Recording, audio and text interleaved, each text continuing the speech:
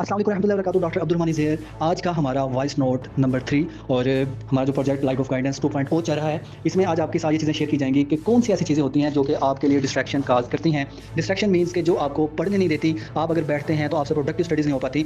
तो देखें, जैसे जैसे टाइम करीब आता है ना, तो आपको अपना जो स्टेमिना है, जो आपने एक टाइम देना होता है उस चीज़ को, वो भी आपको इंक्रीज़ करना पड़ता है। अगर आप पहले 5 घंटे स्टडीज़ कर रहे थे, तो एंड डेज़ में ऐसे दिन भी आते हैं कि आप 12-12, 14-14 घंटे भी बैठे रहते हैं और आपको स्टडीज़ करनी पड़ती हैं। इसकी रीज़न क्या होती है? क्योंकि आपका टास्क ज़्यादा होता है। आपने सोचा होता है कि मैंने आज इतने चैप्टर्स कवर करने हैं, मैंने इतने एसआईपीज़ करने हैं।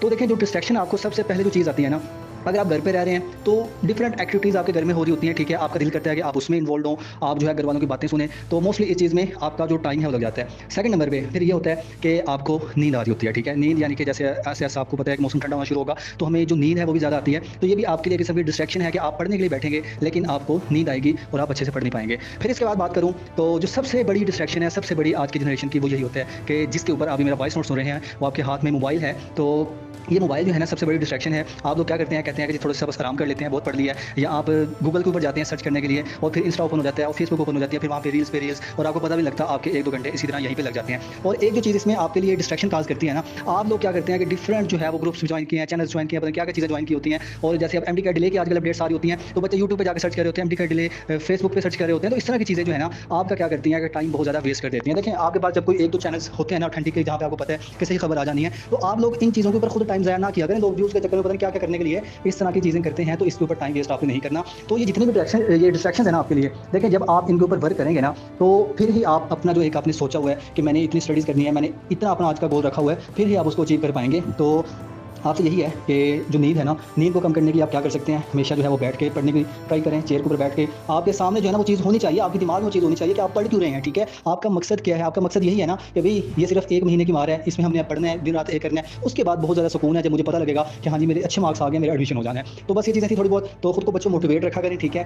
खुद को ना देखें, आप जितना खुद को खुद मोटिवेट कर सकते हैं ना, कोई इंसान आपको मोटिवेट नहीं कर पाएगा। अगर आपको मोटिवेशन नहीं मिल रही होती ना, तो आप अपने माँ-बाप को एक नज़र देख लिया करें, ठीक है? अपनी फैमिली को देख लिया करें कि आप जो है जिस जगह से आप स्टडीज़ कर रहे हैं, आपसे कितने लोगों की उम्मीदें, तवक्कुआत हैं, तो आपने उनको पूरा भी करना है, ठीक है? और देखें, ये जो आपने वैसे पास चूज़ किया है ना, आपने खुद किया है। अगर आपने सोचा है कि मैंने डॉक्टर बनना है, तो फिर आपने, चाहे किसी ने भी कहा हो, चाहे आपके पेरेंट्स ने कहा हो, लेकिन आपने इस चीज़ के ऊपर क्या किया, एग्रीमेंट किया कि हाँ जी, मैं इसलिए पढ़ रहा हूँ, एमडी कैट दे रहा हूँ। अगर आपका माइंड नहीं है, आपका अपना दिल नहीं है, छोड़ दें। ऐसे ही जस्ट टाइम वेस्ट करने की, पैसा ज़ाया करने की ज़रूरत नहीं है। सिंपली घर वालों को कहें कि नहीं, भी मेरा यहाँ पे माइंड है ही नहीं। तो बस इन चीज़ों को थोड़ा-सा माइंड में रखिएगा। और एंड पे एमडी कैट डिले की बात करूँगा कि एमडी कैट आपका डिले हो रहा है कि नहीं, क्योंकि आज मैं वॉइस नोट कर रहा हूँ, तो आज डेट है आज 8 सितंबर 2025। तो एमडी कैट डिले होने के चांसेस जो हैं वो बहुत ज़्यादा बढ़ चुके हैं। उसके पीछे रीज़न क्या है कि जो अभी कंडीशन है हमारी कंट्री की, उसमें फ्लड्स वगैरह आए हुए हैं। फिर उसके बाद आप देखें तो बारिशें बहुत ज़्यादा हो रही हैं, स्पेशली केपी वाली साइड पे अभी और भी हालात ख़राब हैं। फिर पंजाब में आप देखें तो किस तरह से सैलाब की कंडीशन बनती जा रही है, अभी सिंध में सैलाब पहुँचना है। तो ये सारी जो चीज़ें हैं ना, ये अभी टाइम लेंगी। इस तरह नहीं है कि ये जस्ट 1 हफ्ते में सारी चीज़ें सॉल्व हो जाएँ। तो जब भी आपका एमडी कैट होगा, तो वो पूरे नेशनल लेवल पे होना है। ऐसा नहीं है कि वो पंजाब का ले लें, बाकियों का ना लें, या बलूचिस्तान का ले लें, बाकियों को छोड़ दें, तो ऐसा नहीं होगा। एक ही दिन पे एमडी कैट होना है। तो इसलिए जो है वो चांसेस हैं, क्योंकि अगर हम देखें 2022 में, तो तब भी इस तरह की कंडीशन बनी थी और तब भी एमडी कैट डिले हुआ था। तो एमडी कैट डिले होने के चांसेस बहुत ज़्यादा बढ़ चुके हैं। लेकिन आपसे रिक्वेस्ट है कि इस चीज़ को अपने लिए लेज़ीनेस ना बनाइएगा। चाहे आपको जो है टाइम ज़्यादा मिल रहा है, लेकिन आप अपनी इसमें स्ट्रैटेजी इस तरह से बनाएँ कि आपने उस टाइम को यूटिलाइज़ करना है। यानी आपने भी जो शेड्यूल बनाया हुआ है उसके अकॉर्डिंग चलें, जो एक्स्ट्रा टाइम मिलेगा उसमें फिर रिविजन्स कीजिएगा। और बाकी वैलिडिटी के बारे में भी थोड़ा-सा बता देता हूँ, इसके बारे में मीटिंग होगी, तो चांसेस हैं मे बी कोई इसके बारे में कोई अमेंडमेंट वगैरह आ जाए, लेकिन कन्फर्मेशन अभी इसकी कोई नहीं है। तो बस ये चीज़ें थी जो आपके साथ शेयर कर दी। उम्मीद है कि आपको बातें समझ लगी होंगी। अच्छे से पढ़िएगा, मेहनत करें, कामयाब हों, अच्छे डॉक्टर बनें। अल्लाह आपको कामयाब करे। फ़ी अमानिल्लाह।